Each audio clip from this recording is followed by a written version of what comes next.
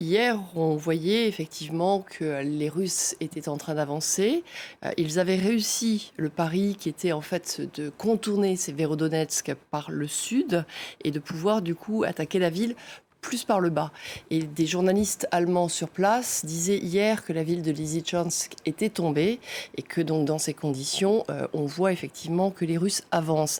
Alors ça veut dire qu'ils sont sur cette petite poche en fait et que cette poche avec ces deux villes leur permet en fait de continuer à pouvoir prendre le territoire dans le Donbass et qu'ils veulent effectivement prendre tout cet oblast pour l'instant de Luhansk qui est en haut et qu'ils s'occuperont ensuite de descendre un peu plus, mais là, ils sont sur les positions qui sont autour de Svédérodonetsk. Alors la question derrière, c'est que le gouverneur ordonne aux siens de repartir, mais comment vont-ils le faire ? On ne sait pas exactement combien est-ce qu'ils sont, effectivement, les forces ukrainiennes qui sont en train de se battre en ce moment. On parle de 500, on parle de 1000, vous voyez, même la quantification est difficile.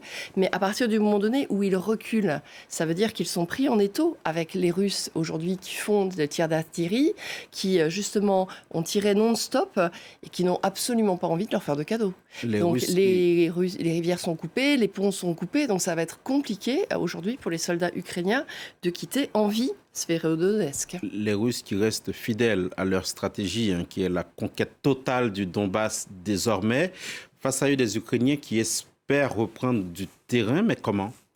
Alors, ils espèrent reprendre du terrain parce que leur vision, c'est de pouvoir, à un moment donné, récupérer quand même une Ukraine qui ne soit pas si divisée que ça. Et que, du coup, ils voudraient revenir en arrière sur la question du Donbass. Ça, on le sait, ça fait partie des déclarations, par exemple, du président Zelensky. Mais ça, c'est des déclarations qui vont en diplomatie et qui vont pour faire du bien au moral.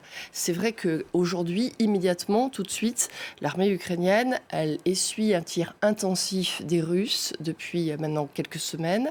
Dans cette remontée, il y a évidemment des morts, il y a des blessés importants, c'est-à-dire des blessés qui ne vont plus être aptes au combat, et que donc ça va être difficile d'avoir à un moment donné une armée aussi importante et aussi motivée. Premièrement, alors l'enjeu, c'est est-ce qu'il va y avoir les armes occidentales ? Est-ce que les armes occidentales vont pouvoir les aider ?